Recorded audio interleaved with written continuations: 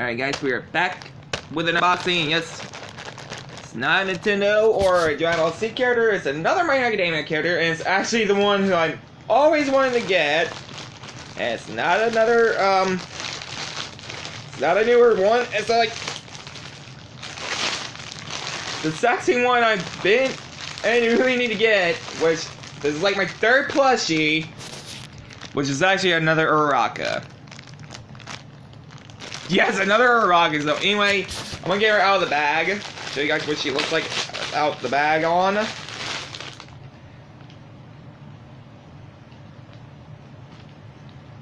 gonna fix the hair a bit.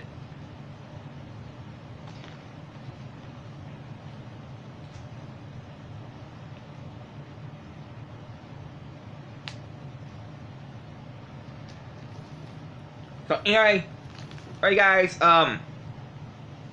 here she is without the plastic baggie off her. Already took the tag off.